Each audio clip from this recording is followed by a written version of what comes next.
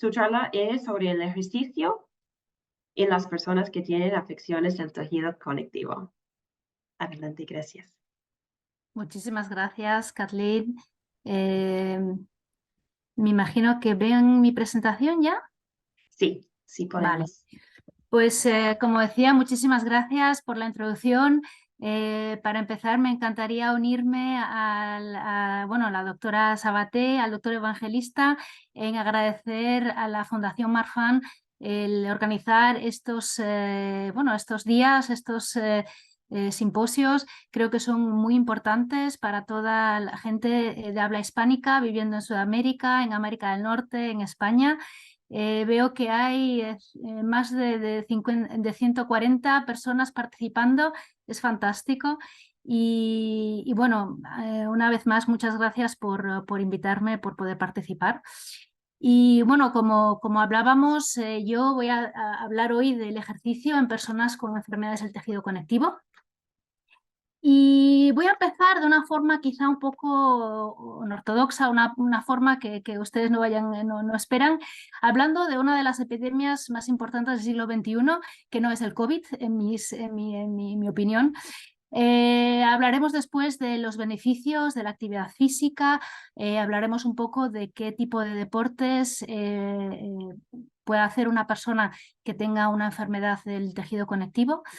Y también hablaremos un poco brevemente de qué puede hacer una persona que por circunstancias, las que sea, no puede hacer deporte, pero sí debe seguir ejercitándose, ¿no? Entonces, ¿cuál es esta epidemia de la que yo me gustaría hablar? Pues es el sobrepeso y la obesidad. Y aunque bueno, esto quizá no tenga directamente que ver con el ejercicio, sí que tiene que ver de una forma indirecta, y como hablamos demasiado poco de este problema en personas con tejido conectivo, me gustaría hablar de este problema en este momento, de forma breve. En este mapa les muestro los porcentajes de sobrepeso y obesidad en la población general a nivel mundial. Y como ustedes pueden ver aquí en el mapa, aproximadamente el 40% de la población en Estados Unidos tiene sobrepeso u obesidad. En América del Sur, pues las cifras dependen un poco del país, rondan entre los 20 y 30%, y en Europa las cifras también son similares, entre el 20 y el 25% de las personas. Y ustedes se preguntarán, bueno, si yo tengo una enfermedad del tejido conectivo, tengo una enfermedad de Marfan, una enfermedad de Loeys-Dietz, a mí siempre me han dicho que, bueno, que yo soy alto y delgado.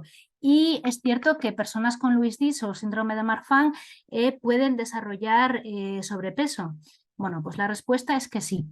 Y les voy a enseñar dos estudios, un estudio que se realizó en Estados Unidos y otro estudio que hemos realizado nosotros en Bélgica.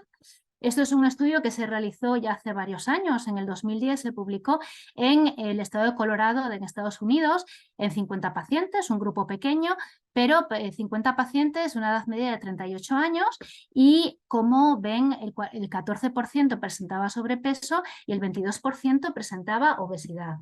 Juntos hacen un porcentaje del 36%. En Bélgica nosotros, bueno, no hicimos un estudio concreto de sobrepeso, pero en otro de los estudios que realizamos, que estaba más centrado en apneas del sueño, lo que observamos es que en nuestra población también el 27,5% tenía o bien sobrepeso o tenía obesidad. Como ustedes pueden ver, es un grupo también pequeño de pacientes, pero de edad media de unos 37 años. Si comparamos estas cifras con el mapa mundial que les acabo de enseñar, lo que observamos es que realmente las cifras de sobrepeso y de obesidad en pacientes con Marfan, porque bueno, estos estudios se hicieron específicamente en pacientes con Marfan, es bastante similar a las cifras que encontramos en la población general. ¿Y por qué me gustaría hablar de esto? Es porque, bueno, como ustedes bien saben, la obesidad y el sobrepeso se asocian a muchos problemas cardiovasculares. La hipertensión, un colesterol elevado, las apneas del sueño son también problemas que se asocian muy específicamente a problemas aórticos y que incrementan el riesgo de que la aorta crezca de forma más rápida, y también incrementan el riesgo de disección aórtica. Y por eso es importante tratar de controlar el peso en pacientes con enfermedades de tejido conectivo. ¿Y cómo podemos evitar el sobrepeso y la obesidad? Bueno, pues la doctora Sabaté ya habló un poco de esto. Lo más importante es tener un estilo de vida saludable. ¿Qué significa? Bueno, tener una alimentación equilibrada, evitar una serie de productos que pueden ser nocivos y, evidentemente, hacer ejercicio moderado. Y esto me lleva a la presentación del día de hoy de, bueno, pues, ¿qué significa eso de hacer ejercicio moderado? ¿Cómo podemos hacerlo? ¿Cuáles son los beneficios en pacientes con enfermedades del tejido conectivo? Y como ustedes saben también, el ejercicio pues no solamente es bueno en para evitar problemas cardiovasculares, de eso hablaremos con más detenimiento en un momento, pero también es importante para evitar otros problemas, como puede ser el desarrollo de la diabetes, problemas neurodegenerativos, incluso para evitar el cáncer. Gracias al ejercicio, los pacientes tienen un mejor estilo de vida, tienen menor riesgo de padecer depresión. El ejercicio moderado pues, hace que el sueño mejore también, la salud ósea mejora. O sea, el ejercicio tiene efectos muy positivos, no solamente a nivel cardiovascular, sino también a nivel general. Pero en concreto, a nivel cardiovascular, hay un estudio que me gustaría enseñarles, un estudio que se publicó ya hace bastante, en el 2017, que se realizó en ratones que tenían el síndrome de Marfan y que demostró que el ejercicio moderado tiene beneficio muy directo en lo que es la estructura y la función de la aorta. Y les voy a explicar cómo se realizó este estudio. En este estudio se compararon dos grupos de ratones, ratones que eran sanos, ratones que no tenían el síndrome de Marfan y otros ratones que tenían el síndrome de Marfan. Y a uno de estos tres grupos, la gente que hizo el estudio los dividió dependiendo de la actividad física que hacían. Un grupo de ratones eran sedentarios, estaban en sus jaulas, no hacían deporte. Otros ratones hacían ejercicio voluntario. Pues ¿qué significaba eso? Que estaban en sus jaulas, pero en sus jaulas tenían estas norias y cuando ellos querían podían ir jugando y haciendo ejercicio en las norias.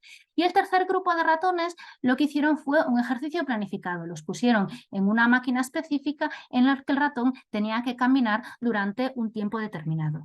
Y esto lo hicieron a diario durante aproximadamente 6 meses. ¿Y qué vieron? Bueno, pues lo que vieron es que los ratones controles, los ratones sin Marfan, reaccionaban de forma diferente que los ratones Marfan al ejercicio físico. Como pueden ustedes ver aquí, estas son gráficas en las que se miden el diámetro de la aorta y como ustedes pueden ver, los ratones controles aumentaban ligeramente el diámetro aórtico. ¿Qué pasaba en los ratones con Marfan? Que aquellos que hacían ejercicio moderado durante ese periodo de 6 meses, en aquellos ratones se veía una disminución del diámetro de la aorta.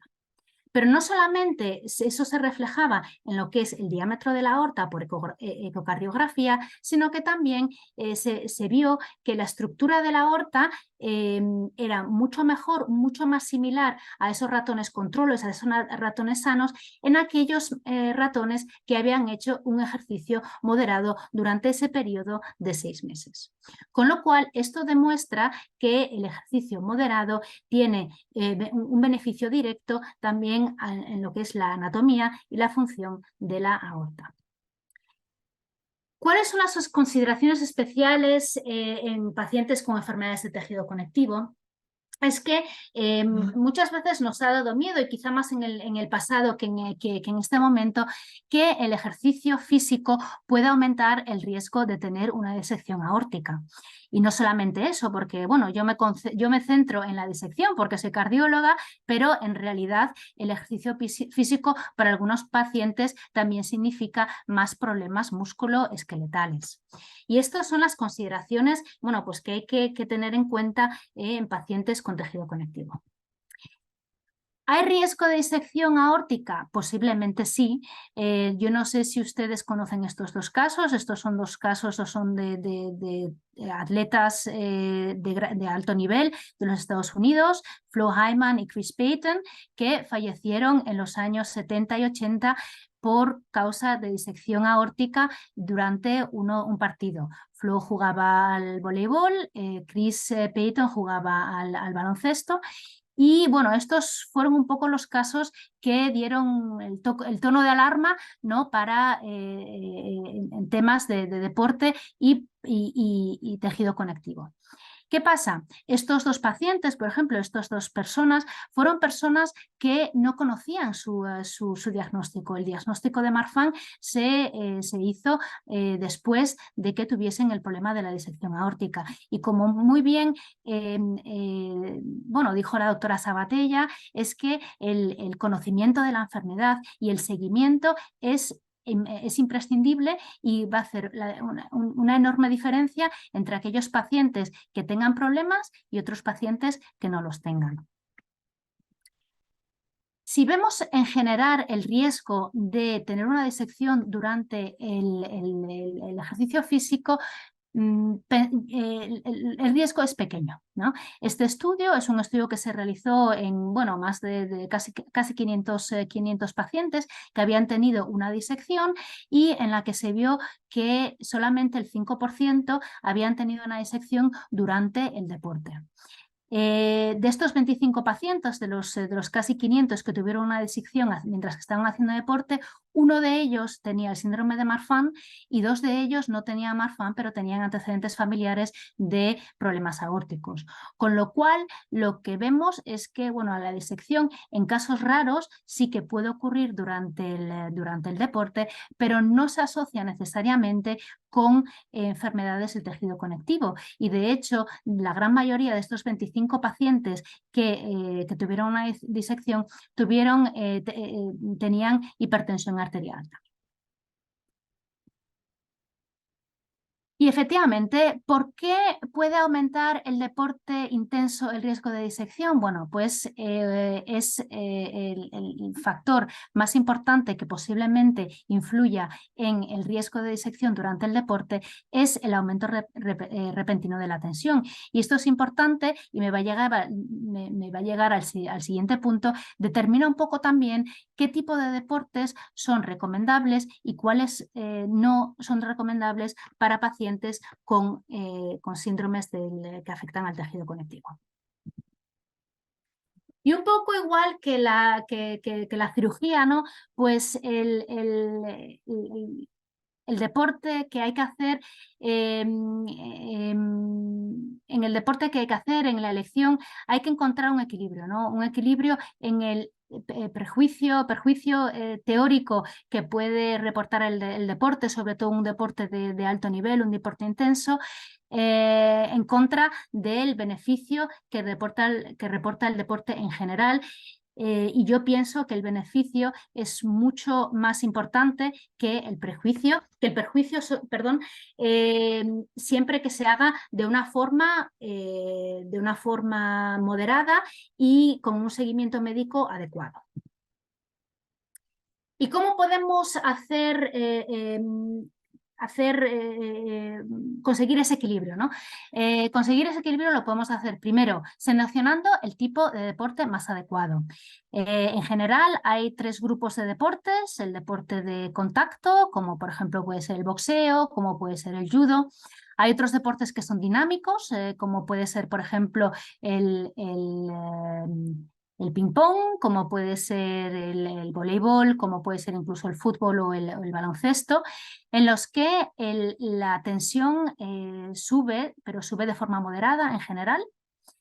Y después hay los deportes isométricos, en los que, como pueden ser el levantamiento de pesas, como pueden ustedes ver aquí en el dibujo, pero también, por ejemplo, el remo, en el que la tensión arterial aumenta de forma muy brusca en muy poco tiempo. Segundo, además de seleccionar el tipo de deporte, también se puede seleccionar la intensidad. Aquí en estos dibujos pueden ustedes ver un tipo de deporte similar, una que puede ser caminar o correr de forma lenta, en contra de la foto que tienen aquí a su derecha, en la que bueno, pues son atletas de alto nivel que corren 200 metros a una intensidad, la mayor intensidad que ellos pueden correr, ¿no? O sea, el deporte, el mismo tipo de deporte, se puede hacer a una intensidad muy distinta. Entonces, a la hora de realizar un deporte, a la hora de elegir un deporte, tener esto en consideración también es muy importante. Y como, bueno, aquí pueden ustedes ver, hay tablas que pueden guiar a los médicos, que pueden guiar a los pacientes, que definen el tipo de deporte dependiendo un poco en el componente dinámico que tienen, el componente estático que tienen, pero también la intensidad que requieren en el momento en el que se realiza el deporte. Entonces, bueno, pues ustedes pueden ver los deportes de baja intensidad y de componente dinámico y estático bajo, pues se encuentran aquí en el cuadro inferior izquierdo, mientras que los deportes que son de alta intensidad con un componente dinámico y estático muy elevado se encuentran aquí en el cuadro de arriba de la mano derecha. ¿Cuáles son las recomendaciones? En general, bueno, pues se recomienda evitar deportes de contacto y evitar deportes isométricos. ¿Por qué? Porque, bueno, como hablábamos, el deporte de contacto puede hacer que la disección que ocurra una disección de aorta, sobre todo en aquellos pacientes en los que las aortas están más dilatadas o el riesgo de disección es un poco más elevado, y los deportes isométricos, porque aumentan la tensión arterial muy rápidamente, pueden también inquirir un riesgo más importante de disección. Los deportes dinámicos suelen ser mejores en pacientes con problemas de tejido conectivo. Y como hablábamos anteriormente, la intensidad es muy importante, entonces realizar un deporte de forma moderada es lo mejor. ¿Y qué significa hacer un deporte de forma moderada? Bueno, pues es difícil, lo puedes tratar de medir tratando de mirar la frecuencia cardíaca, por ejemplo, pero un poco en regla general nosotros lo que aconsejamos a nuestros pacientes es hacer el deporte de tal forma que en el momento en el que tú hagas deporte con una persona, con un amigo, con un familiar, que puedas seguir manteniendo una conversación con esa persona. Si eres capaz de hacer un deporte a ese nivel, que puedas seguir hablando, entonces eso es un deporte que se está realizando de forma moderada. En el momento en el que te falte el aire, que no seas capaz de mantener esa conversación, ya se ha pasado un poco a un nivel demasiado elevado. Y finalmente, simplemente me gustaría hablar de forma muy breve de aquellas personas que, bueno, pues que efectivamente que no puedan hacer deporte por muchas causas. Habrá personas que a lo mejor tengan aortas muy dilatadas, que estén cerca del límite de indicación para cirugía. Y a las que no se les recomienda hacer deportes, incluso no deportes de forma moderada hasta después de las cirugías. Hay otras personas pues, que a lo mejor tengan demasiados problemas esqueletales y que hacer determinados deportes pues, haga que tengan dolor en algunas articulaciones. Y hay personas que simplemente no les gusta hacer deporte. ¿Y qué pasa? A todas esas personas me gustaría decirles que el deporte no es en sí el deporte lo que es importante, sino que es el movimiento lo que es lo importante. Y la mayor parte de la gente es capaz de caminar, la mayor parte de la gente es capaz de nadar de forma tranquila. Algunos tipos de yoga, sobre todo los yogas bueno, de relajación, el yoga bueno, que trabaja grupos musculares determinados, puede ser muy, muy bueno. Y hay otras personas que tienen muchas molestias musculoesqueletales y que necesitarán una guía de fisioterapia muy concreta en las que se haga un estudio un poco más profundo de los grupos musculares que tengan mayor problema, las articulaciones que tengan mayor problema y en las que haya que necesiten un programa de fisioterapia mucho más especializado. Y con esta última diapositiva, pues llego al final de mi charla. ¿Cuáles son los mensajes que hemos aprendido hoy? Bueno, pues primero que el sobrepeso es un problema que también afecta a personas con problemas de tejido cognitivo. Esto lo hemos visto en personas con Marfan, específicamente en los estudios, pero con mucha probabilidad afecta también a personas con Lewis Dietz o a personas con el esanos vascular. Hemos visto que el ejercicio físico tiene muchos beneficios, tanto al nivel del corazón como a otros niveles tanto físicos como mentales, que el riesgo de disección aórtica durante el ejercicio en general es bajo, que aquellos deportes dinámicos y a un nivel moderado son los más adecuados y que en realidad no es necesario hacer deporte para poder beneficiarse de todo lo que estamos hablando durante esta charla, pero sí que es importante moverse lo suficiente. Y con esto me gustaría terminar con estas fotos. Aquellos que hayan participado los años pasados ya las habrán visto. La primera es una foto de Gante, la ciudad donde yo trabajo, en Bélgica, una ciudad preciosa. Y la foto de abajo es la foto de la ciudad de La Coruña, la ciudad que me vio nacer y la que echo mucho de menos. Y muchísimas gracias por su atención. Me gustaría, todas las preguntas que tengan, me gustaría poder respondérselas. Muchísimas gracias, doctora Laura. Tengo muchas preguntas, pero vamos a empezar poco a poco. Algunos medicamentos que esa comunidad con esas condiciones del tejido conectivo toman, por ejemplo, los sartan, ¿verdad? Les dan cansancio.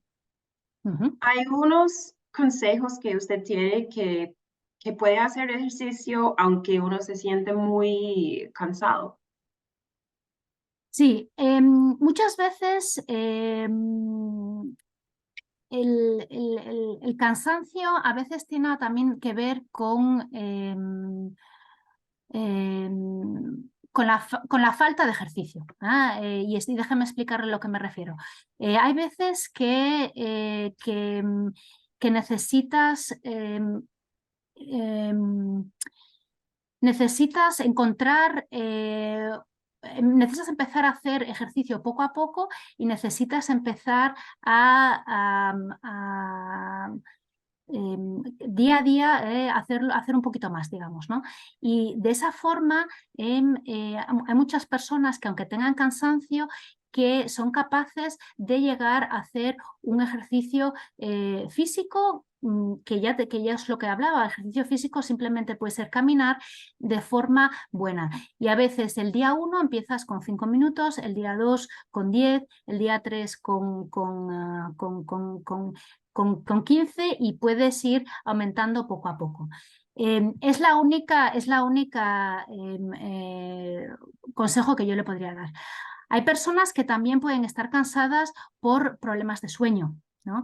Uno de los temas, que no hemos hablado hoy, pero que sí que suele ser, se puede dar con frecuencia en personas con problemas de tejido conectivo, es la apnea del sueño, y eso también puede influir en el nivel de cansancio. Entonces, ¿qué pasa? Que si una persona tiene una serie de síntomas, ¿no? Puede ser que necesite hacer una prueba del sueño para ver si tratar ese problema de apnea del sueño también puede mejorar el cansancio. Wow, muy interesante. Muchas gracias por la información. Otra pregunta, algunos ejercicios que pueden realizar los niños o adultos con subluxación de cristalino, que no va a impactar eso. Usted nos dio algunos ejemplos, pero específicamente sobre la subluxación del cristalino. Bueno, pues las pacientes que tienen subluxación del cristalino, lo más importante es que no se realicen ejercicios de contacto. Eso es una de las cosas más importantes. Son niños que también, por ejemplo, suelen tener gafas y bueno, y eso a veces les impide hacer algún tipo de deporte en los que se utiliza una pelota, ¿no? Sobre todo si se utiliza una pelota alta, por ejemplo, voleibol o baloncesto, puede ser difícil, pero más que nada por un poco pues eso, por el peligro, ¿no?, que tienen de que esa pelota pues impacte en los ojos, ¿no? Yo a mis pacientes siempre les digo, ¿no?, que el mejor deporte que pueden hacer es la natación. Bueno, pues porque efectivamente es un deporte de bajo impacto que va a fortalecer los músculos y que va a ser bueno tanto para el corazón como para las articulaciones y tampoco va a afectar a la visión. Entonces, bueno, pues es el mejor deporte. Lo que pasa es que, bueno, yo entiendo que a no todo el mundo le guste nadar. Pero es un ejercicio muy bueno, como dijiste, como por toda parte del cuerpo. Efectivamente. Otra pregunta, ok. ¿Hay un rango o un límite de palpitaciones por minuto que deben cuidar o ese es muy por persona y cómo es? Sí, es muy dependiente de cada persona, ¿no? Y no solamente eso de cada persona, sino que también es muy dependiente de la edad. En edades en los niños, la frecuencia cardíaca suele ser más elevada, la frecuencia cardíaca básica suele ser más elevada, lo que hace que durante el deporte pues también se le puede permitir tener una frecuencia cardíaca un poco más elevada, ¿no?, que en los adultos. Pero también va a depender un poco bueno, de la situación del corazón, ¿no? O sea, un niño que tenga una aorta muy dilatada, bueno, pues se le permitiría tener una frecuencia cardíaca menos elevada que aquel niño que prácticamente no tenga, o el niño, aquella persona que no tenga una dilatación aorta tan importante. Uno de los problemas es que la frecuencia cardíaca es importante, pero como hablaba yo antes, lo más importante quizás es la tensión, ¿no? Y claro, por desgracia no hay una correlación tan buena entre la frecuencia cardíaca y la tensión arterial. Así que la frecuencia cardíaca en este momento todavía no la podemos usar como referencia, ¿no?, para limitar el deporte. Ok, ok, muchas gracias. Y otra pregunta, un poco relacionada, es los síndromes del tejido conectivo. ¿Puede impactar la formación o también la pérdida de masa muscular en las personas? Sí, a ver, lo que es una cosa que observamos frecuentemente en personas con enfermedades de tejido conectivo que tienen una masa muscular mucho más baja que personas sin problemas con el tejido conectivo, lo que no significa que tengan menos fuerza, porque bueno, a veces vemos que incluso que aunque la masa muscular sea más baja, que la capacidad, la fuerza puede ser similar. Lo que también observamos es una distribución de la grasa diferente. Cuando, bueno, ya hablaba al principio del sobrepeso, muchas veces lo que observamos en personas con problemas de tejido conectivo es que la grasa se acumula sobre todo en la zona abdominal y mucho menos, por ejemplo, en la zona de las extremidades, ¿no? Y eso es bastante típico también de personas con tejido conectivo, así que tanto la musculatura como la distribución de la grasa es un poco diferente. Sí. Ok, y también quería decir a ustedes que en el Centro de Recursos y Ayuda tenemos en nuestro sitio web un PDF que puede descargar con nuestras recomendaciones sobre el ejercicio en personas con condiciones del conectivo. Ok, vamos a la última pregunta. Em, Si una persona quiere hacer ejercicio, por ejemplo, en el gimnasio y quiere subir la máquina de sube escaleras, esa sería una forma segura a hacer ejercicio sin dañar el cuerpo. Sí, es una forma segura. Estas máquinas hay veces que las puedes programar dependiendo un poco del esfuerzo que tienes que hacer para empujar los pedales. Entonces yo recomendaría hacer, no poner no poner esas máquinas en el límite máximo en las que tengas que hacer un esfuerzo importante, sino que bueno, pues hacer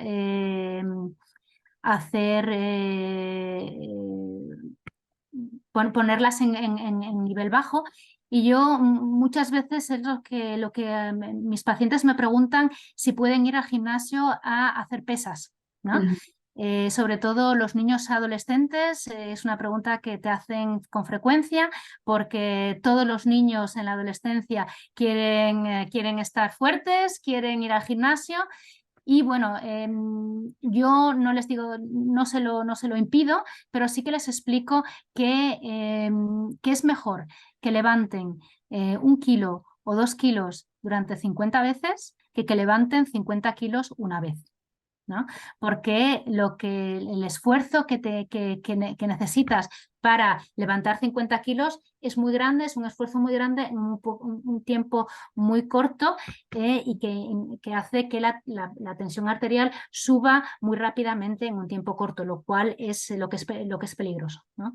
Mientras que un ejercicio mucho más moderado, levantar 1 o 2 kilos, que no nos cuesta casi a ninguno de nosotros, pero repitiéndolo, ese ejercicio durante muchas veces, va a ayudar a tonificar los músculos y no va a afectar tanto a la aorta. Y un poco en la misma línea, bueno, pues va la pregunta que usted me hizo, lo mismo ocurre con cuando, bueno, pues cuando utilizas ese mismo ejercicio, pero para las piernas, ¿no? Ok, ok, perfecto. Muchísimas gracias por su tiempo hoy. Em, recordarle que si no respondemos a su pregunta hoy, no pasa nada, puede preguntarlo a mi correo electrónico o es marfan.org /inclinada. Ok,